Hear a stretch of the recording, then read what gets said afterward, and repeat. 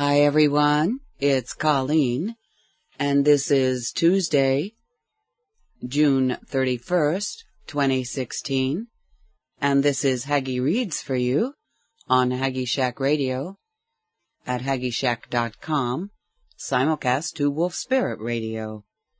And today I'm going to pick up where I left off the last time with the Children of the Law of One, The Lost Teachings of Atlantis, by John Peniel. This section is called Know Yourself. The separate self is a very clever thing, and it has the ability of a supercomputer. It has your brain at its disposal. It has all the knowledge you have, all the cleverness and cunning you have. It can lie and confuse even you. People delude themselves all the time. It has control of everything you control. Like Sherlock Holmes, you must anticipate every step of Moriarty if you want to beat him at his own game. Obviously, then, knowing the intricacies and modes of operation of yourself is a key to many things. You must know yourself in order to transcend yourself and regain universal consciousness. And if you truly understand yourself, you will know all other selves, for all selves are the same, and they behave the same way. For instance, how can you understand anger in another if you don't understand it in yourself? And when you thus know and understand all selves, you will really understand the world.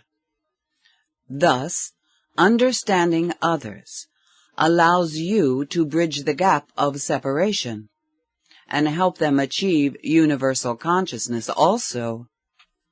When you truly know yourself, see your own selfishness, transcend it, and become a person who loves unselfishly, then you will clearly understand the selfishness in others and the unselfish love in others. You will see both aspects simultaneously and as a whole. How to fully know and transcend yourself will be addressed in the chapter on the teacher-student relationship. Right now, we need to cover more of the basics of what the selfish separate self is and how it affects our lives so that we can totally understand it. The conscious scale. Each person has the potential to be both selfish and to unselfishly love. Imagine there is a meter that has a scale with selfishness or negativity on the left and unselfish love, positivity, on the right.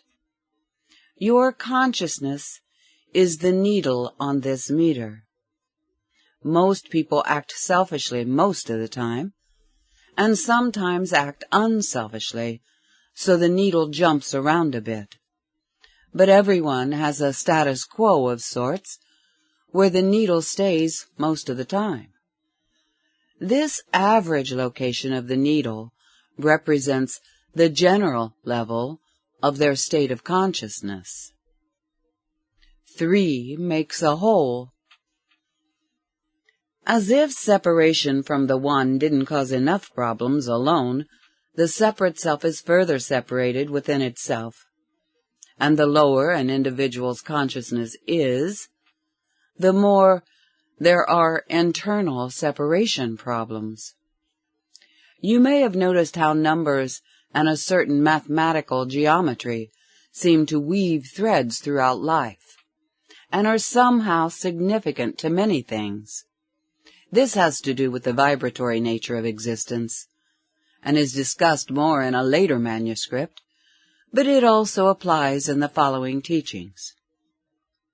But in any case, here are some obvious scientific facts, and some teachings, about our 2- and 3-fold natures. Some aspects of ourself divided into 2 parts. There is the selfish, unselfish split parts that we have spoke of, the male-female split, the logic-intuition split, the intellect-emotion split, the positive-negative split, and the two split parts are often at odds with each other. Some people, regardless of sex, are more right-brained and others more left-brained. Still, other aspects of ourselves are divided into three parts, which we are about to discuss. All creation itself has a threefold nature. Within the threefold nature, we can also see the twofold dichotomy of the material plane. These natures can be looked at and thought of in many different ways, but here is the fundamental concept. The first nature is light, the positive polarity, the plus sign. The second nature is darkness, the negative polarity or the minus sign. The third nature is the interaction or intercourse of darkness and light as a whole. The threefold nature has been represented by various religions in various ways. The yin and yang, dark and light, interacting in a circle, the Father, Son, and Holy Ghost, etc. 4, represented in many ways, such as the cross, the tetragrammaton, the oldest name of God, indicates the offspring of the three, and the beginning of a new cycle of creation. This will be covered in depth in a later chapter. But since we are really part of and one with all creation, each of us individually is also of a threefold nature. This threefold human nature manifests in many ways. The threefold essential vibratory nature of our human manifestation is spiritual, mental, and physical. You can also see it in the nature of our consciousness, in that called the subconscious mind, the conscious mind, and the universal conscious mind. The balance and coordination of the threefold nature has been, and still is, lost with most people. A twofold dichotomy is the dominant nature of our material existence on earth.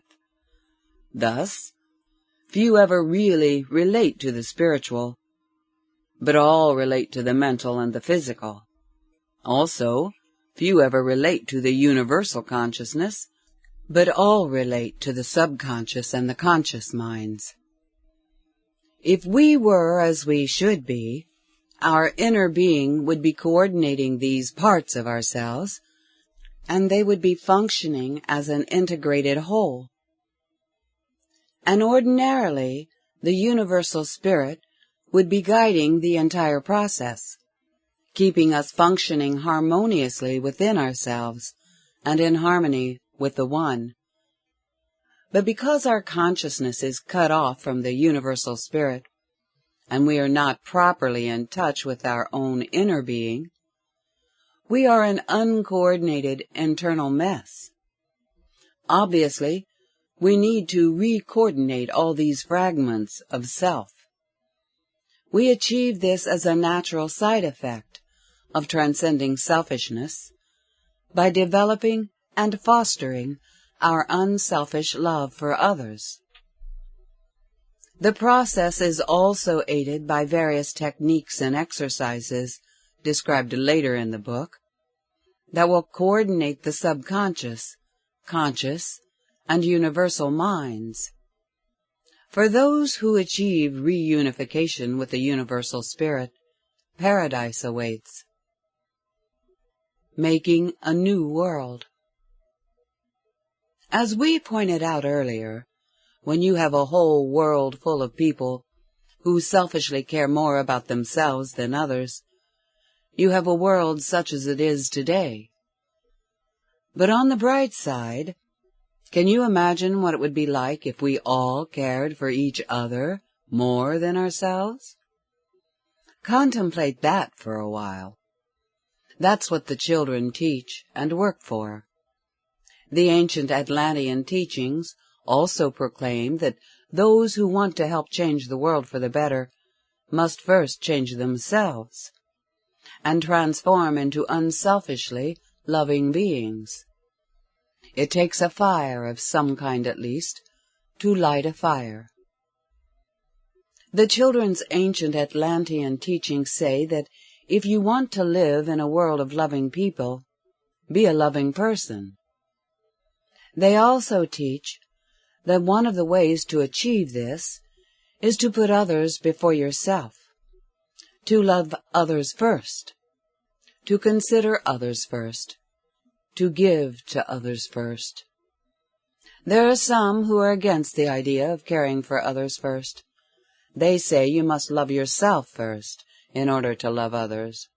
But, as Zayn told me long ago, examine the results of the two philosophies with an open mind, and the answer will become clear.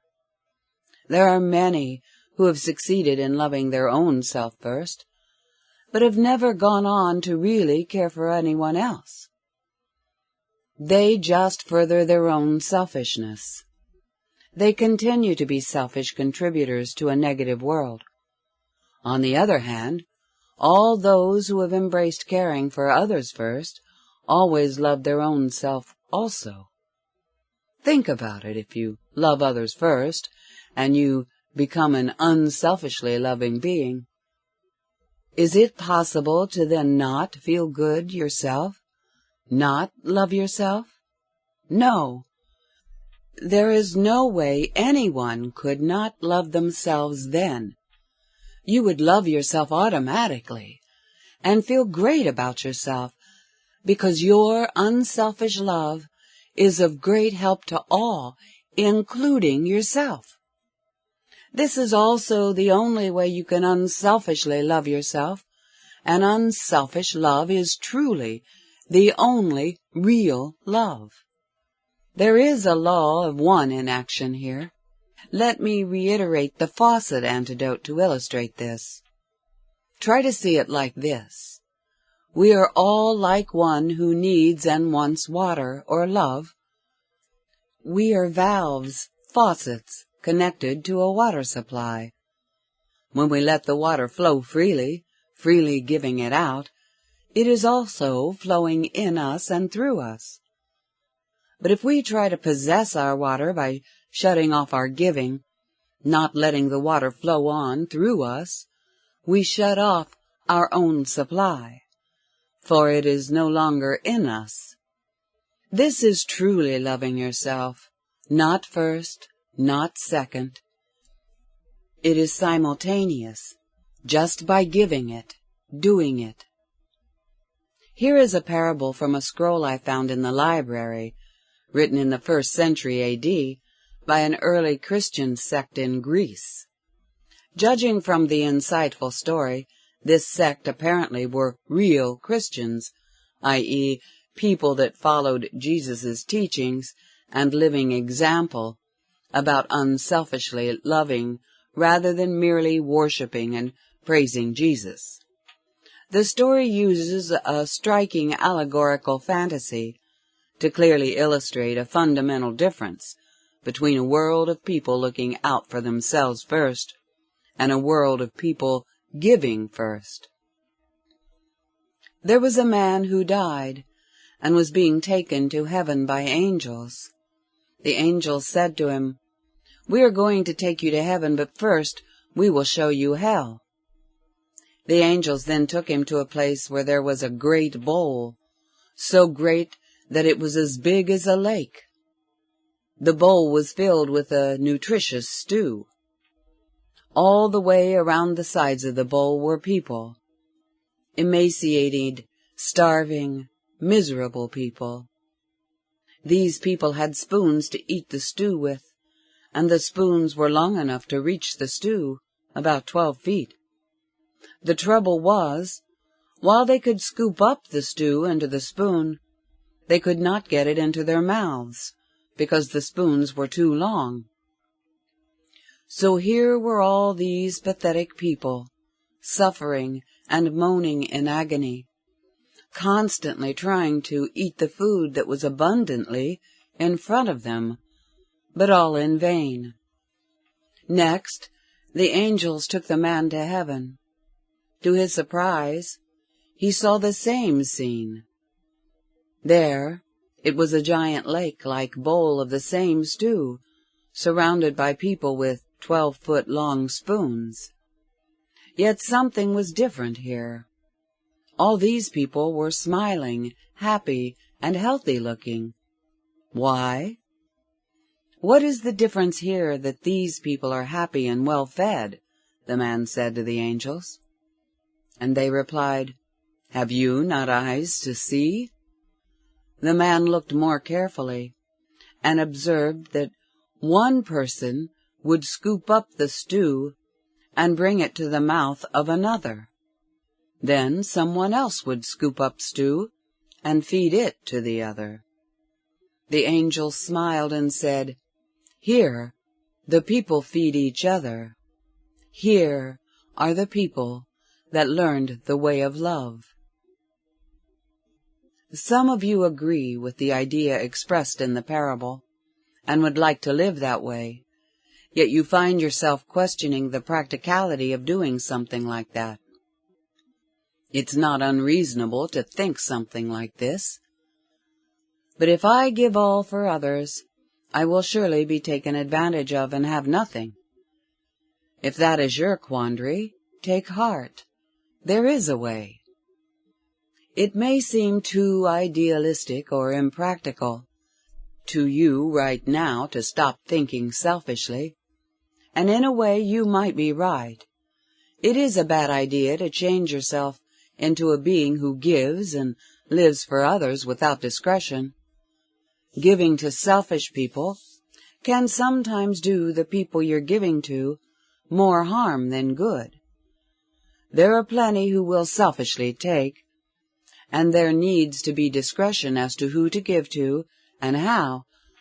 But there are ways around having to deal with this when you are in a transitional and learning phase. That is part of what having a monastic period in your life and or living in a monastery, spiritual community, is all about, discussed more in later chapters. Chapter 10. Free Will. The Universal Law of Cause and Effect, and the School of the Prophets. One morning, when I was feeling sorry for myself, and subsequently I was missing my old friends, I had run into Anastasia and was telling her about the friend who had chosen to marry his pregnant girlfriend, and thus he wasn't here. I went to my womb and began a meditation. As my mind wandered out of control while I tried to meditate, I started thinking about my friend, choices, and whether I had really chosen my lifestyle. Or if it was just destiny, or the way the deck was stacked, and none of us had any choice in the matter. At this point, I only let my mind get away with the idea of thinking about destiny and free choice. But the next step would have been thinking things like, why couldn't I have been a lawyer like my mother wanted me to be?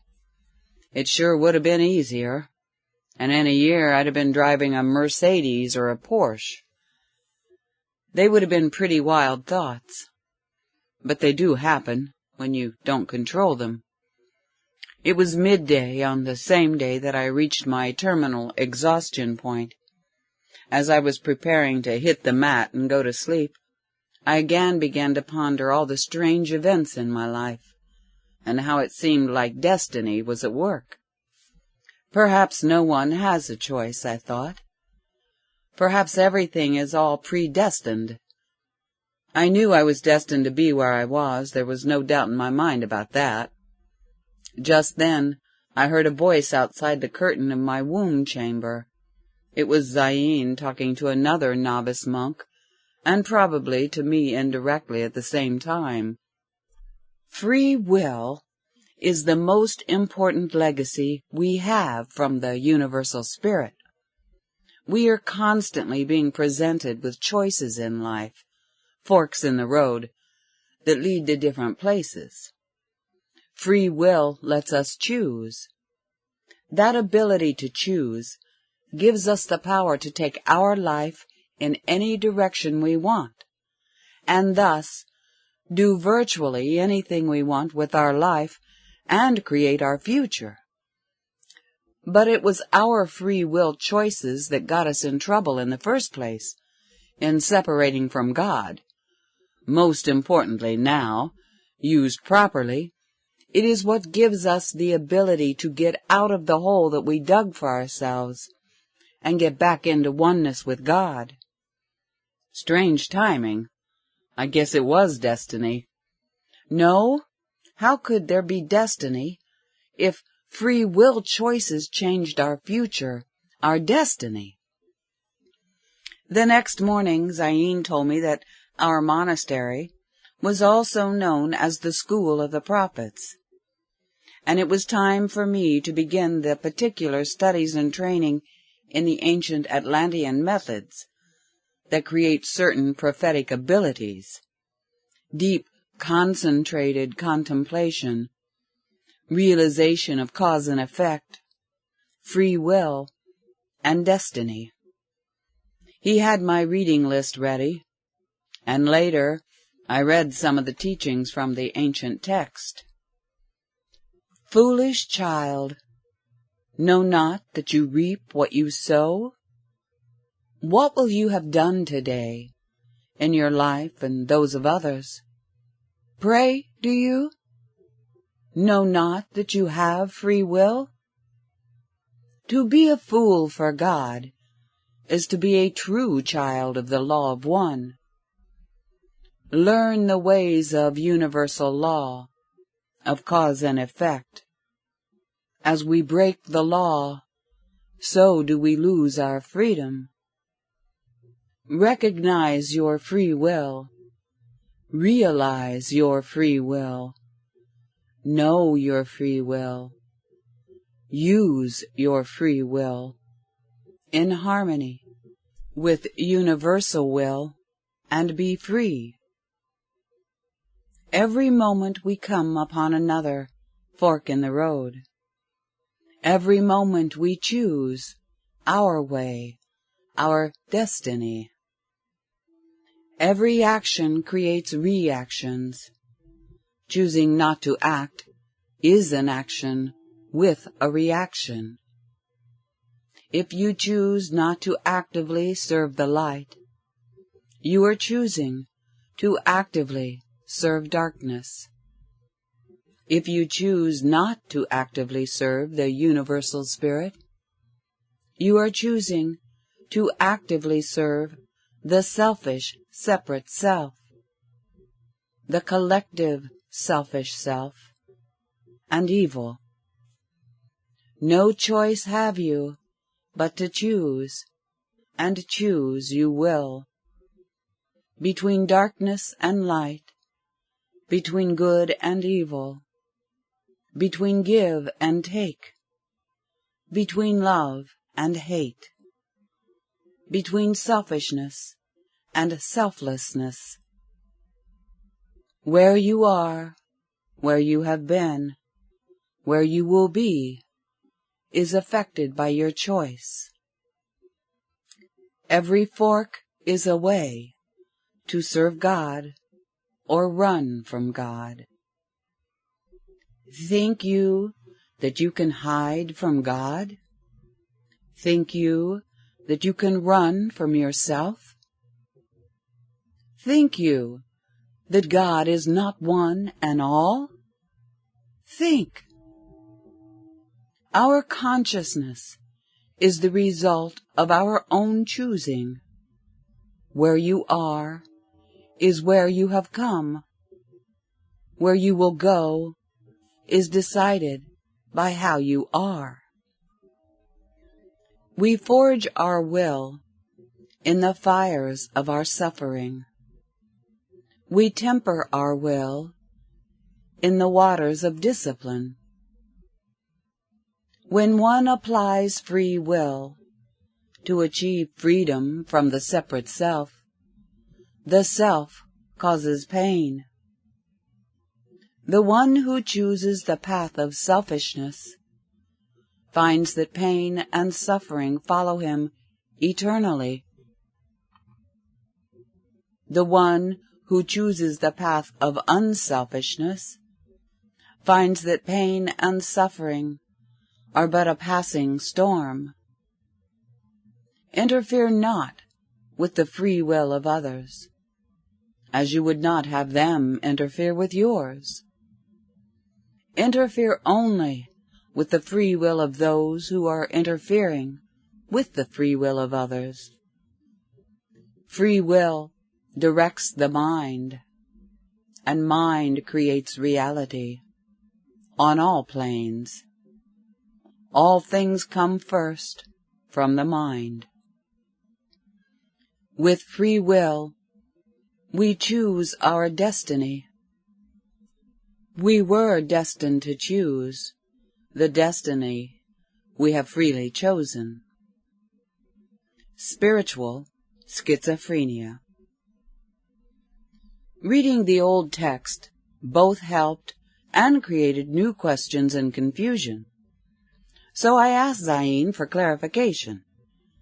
We all have both a selfish separate self and an inner being that is one with the universal spirit. In this sense, every human has a sort of split personality. We are all kind of what you call schizzy, with those two sides, these two people living within us, and they are in total opposition. The free will dictates which of these two sides will have its way in our life at every given moment. I know what you mean about the two sides in us, and the internal battle is unbelievably hard at times. Indeed it is, Peniel. The struggle is nothing less than the war between good and evil. There can be no harder battles, and with our free will, we can decide who wins the battle, and ultimately the war. Sometimes we have thoughts and feelings that are from one side, and sometimes the other. Have you ever seen the old cartoons in the movie theaters, where the devil's sitting on one shoulder and an angel on the other, both whispering in our ear, trying to influence us one way or the other? Then one of them finally wins out. Well, how does one of them win out? One side is stronger than the other within us? Yes, generally, but no. That is not why one wins out over the other. Just which side may have more voices or influence. One side wins out over the other simply because we use our free will to choose which side we will go with, which side we will lend our mind to, our attention to, our thoughts to, and ultimately, which side we will lend our actions to. Free will is the one thing that gives us the ability, the power, to choose between our negative side and God. And the results of our choices change everything in our life, and the lives of others. But it seems like in some people the bad side is stronger, or the good side is stronger, and the influence is so strong that it's not just a matter of balanced free will choice. Excellent perception. Each person has a different level of consciousness. You know, every individual has a different level of how giving or how selfish they are. Some are higher, leaning more towards the universal spirit, some lower, leaning more towards selfishness. But what makes that consciousness what it is? Free will? It is the result of their accumulated use of their free will. Thus the world is full of a variety of so-called good and bad people to all kinds of degrees. For instance, some people are just not very nice on the bad side, and others are really bad, rapists, murderers, etc., and more deeply on the bad side. Their consciousness is a result of using their free will over time. For instance, someone who has more often chosen selfishness over time will have lower consciousness than someone who has more often chosen unselfish love. So each individual has made one side primarily stronger than the other.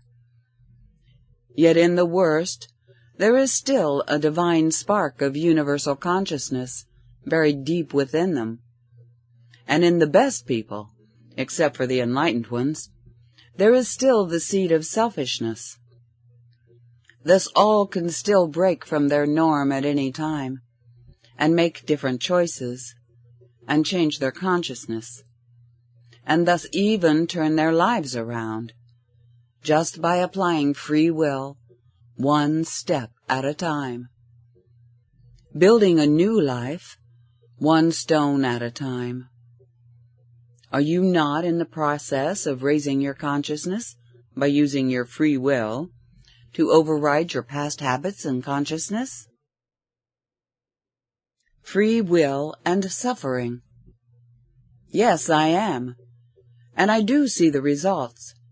But, Father, sometimes it's so hard to make and stick to the right choices. It is so hard that it is painful. Sometimes it feels like you're going to die. If you think about it, Peniel, were you free from pain before you started using your free will to become a better person? People who have not become totally unselfishly loving beings are always in pain, always in internal turmoil. They have an unrelenting, unpleasant disturbance within them that they are constantly trying to emotionally cover up and get distracted from. They are always trying to distract themselves from this with selfish thoughts and diversions, talking with friends, becoming a workaholic, eating, shopping, sex, affairs, TV, playing or watching sports, games, magazines, etc., etc., even drinking and drugs. They do all these things to run from the part of them that is God within. But just like there is no running away from yourself, there is no real getting away from God. There is no peace without oneness with God. And there is constant dis-ease and no rest for those who are trying to get away from God. And we just discussed everything has this spiritual split personality, composed of selfishness, the devil side using Christian terms, and universal spirit, the Christ side. We also discussed how sometimes we have thoughts and feelings that are from one side and sometimes from the other. And some of these feelings are painful. But won't it ever stop? We are always faced with choices between our sides, between being selfish, wanting and taking, or being unselfish, considerate and giving. And we find that by making a selfish choice, we create new karma that causes suffering. And the lack of doing God's will and being separate from God creates pain, loneliness, emptiness, a gnawing dis-ease deep down. It is the spirit part of us that then seems to be giving us pain. The conscious seems to be giving us pain, but this pain is in truth simply coming from the selfish separate self that is trying to resist the natural flow of the forces of the universal spirit. Sometimes people think that by choosing to run away from God and delving deeper into a selfish, materialistic life, they can escape the pain, but they never can. The inner voice may get suppressed and may get hard to hear, but the pain and dis-ease is always there. So it won't ever stop, no matter what you do? Yes, but let me finish.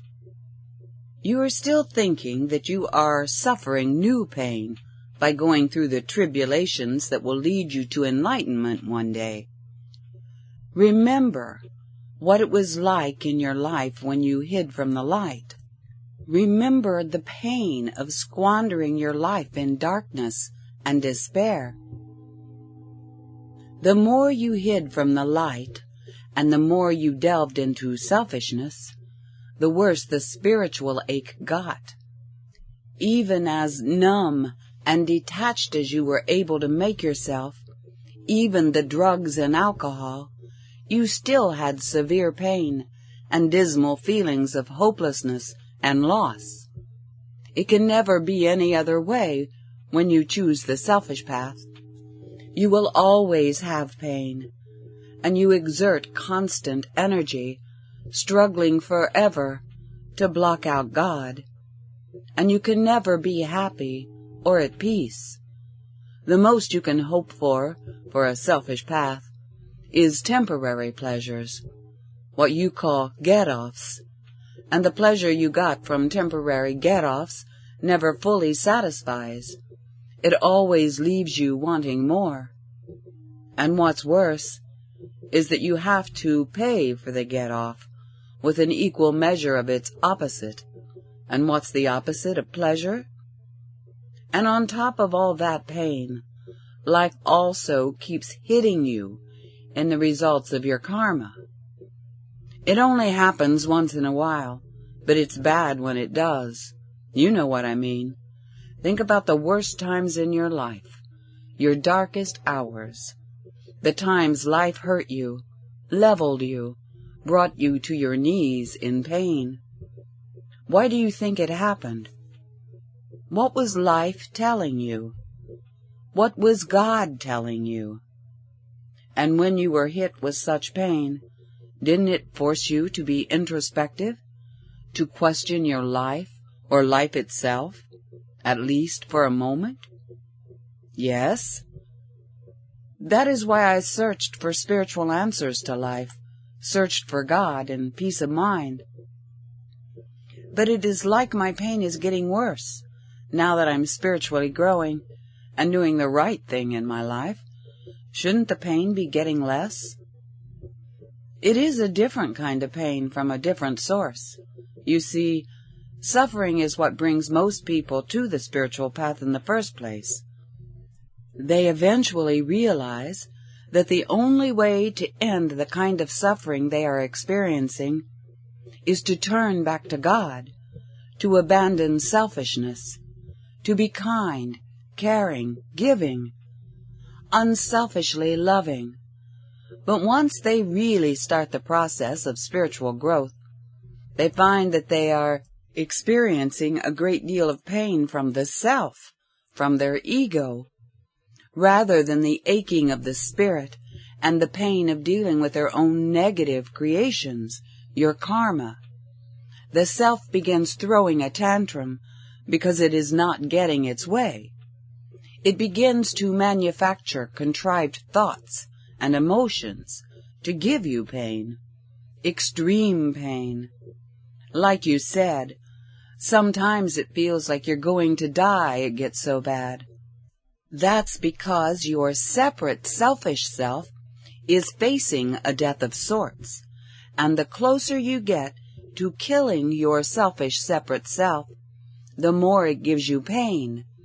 It lashes out wildly, like a cornered animal fighting for survival, which it is. So as it turns out, you have to deal with pain either way, whether you're living a selfish life or an unselfish life. So why not just go with the selfish path? Zain's intensity level jumped several notches. Because there is one very big, important difference. Let's say you choose to give into the selfish side in order to indulge yourself and to avoid the suffering that comes from choosing to walk a path of unselfish love back to God. If that's what you choose, you will forever be in anguish in many ways. You will forever feel the relentless gnawing in the pit of your soul.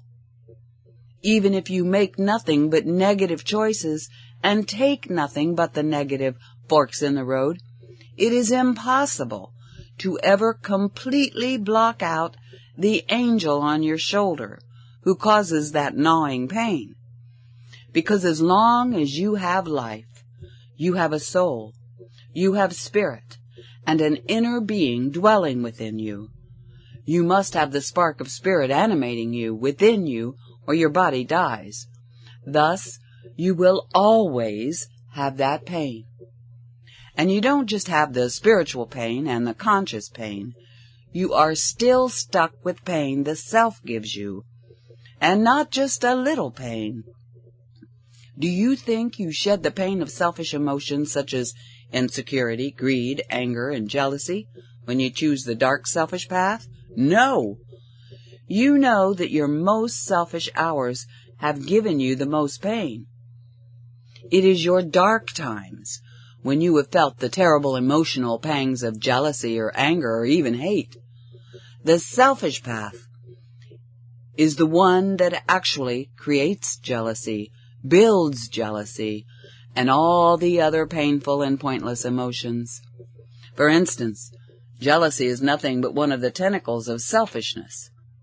Possessiveness is selfishness, and it's accompanied by the terrible feeling of insecurity and jealousy. And whether it's a little kid screaming mine over a toy he doesn't want to share, or a big kid screaming mine over the ultimate possession, a human being, a lover, or a mate, it's all the same. If you think you're going to get away from self-pain by choosing the selfish path, think again. All you get is a spoiled self that is out of control. Just look around you. Look at all the normal relationships people have. They are full of turmoil and terrible pain. People in normal, selfish-based relationships constantly cheat on each other, hurt each other emotionally, physically hit each other, and even kill each other, all the while feeling awful pain. And you will also still have the pain and suffering from your negative karma coming back to you. And it feels all the worse because you have not developed the ability to transcend yourself at all. Just the opposite. You've chosen to be fully entrenched in yourself. You've chosen to float in the sea of possessiveness, jealousy, greed, lust, hate, and anger. Plus, the choice of the selfish path keeps creating more negative karma that will keep coming back to cause you more pain and suffering. So, again, we are just all destined to suffer no matter what we do? Yes and no. The type of suffering that you're experiencing now will vanish when you reach the end of your path and become enlightened.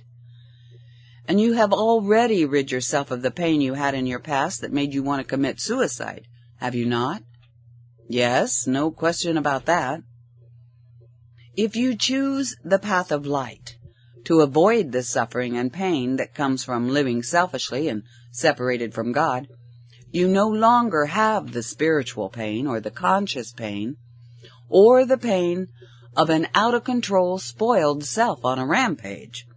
That is over for you. Sure, you will have to live with the pain that the self gives you now, in fact more of it for a while. They're only growing pains, and it may even include jealousy and anger. But it is only temporary. You will eventually lose the devil on your shoulder, and unlike the result of choosing the selfish path, the pain will finally stop, and you won't create any more negative karma. You can accomplish this just by making the right choices and waiting. Then you will no longer be walking the self-chosen, self-created path of living forever in anguish. You will change your destiny. Peace will be yours in time. Freedom from the pain of selfish emotions like hate, anger, and jealousy will be yours in time. All you have to do is keep using your free will to keep walking the light path. Keep redirecting your mind to think loving, giving, caring thoughts. Keep remembering the rewards of serving God: love, ultimate security, peace, happiness, the joy of giving and seeing others lifted up and freed from their bonds of slavery, to dark selfishness and its pain. You know these feelings exist. You have felt them sometimes, those times when you have unselfishly loved just a little bit. Or perhaps there is a time when you let go and surrendered to God just a little more. Just imagine the joy and peace of loving completely. That is not rhetoric. Imagine it. Visualize it. I'm not sure you understand, Father. I have no doubts about my choice. I am not wavering in my conviction. There is no way I would ever turn away from the path of unselfish love. It was just that this pain was getting so bad that you think I don't understand? I'm sorry. I forgot. I know you understand better than I. Then I said a positive affirmation to myself that I'll explain the use of affirmations in a later chapter. Remember, I have walked the same path that you are walking now, as have so many others before me. I know it well. I know it better than you. And like I said, your pain will end with enlightenment. Thank God. I will. You have not yet even faced the worst of the pain that yourself is going to throw at you to prevent its ultimate loss of control and prevent your enlightenment, so be prepared. I can handle it now that I know it's going to end. Don't rest on your laurels, Peniel. You are doing fine, but don't be too certain of yourself, or yourself will snare you. Until you have achieved universal consciousness, there is always a chance of you turning away from the light. Be prepared, and don't sit feeling confident. Feel committed, and affirm that commitment daily. Think positive, good thoughts, but be vigilant, not complacent. Not focus so much on your pain, but not so confident either. If you're not vigilant, your selfish, separate self will sneak up behind you when you least expect it. And when you think you're being your most spiritual, it will turn it to its advantage and take control. Spiritual ego is the greatest and one of the final dangers on the path.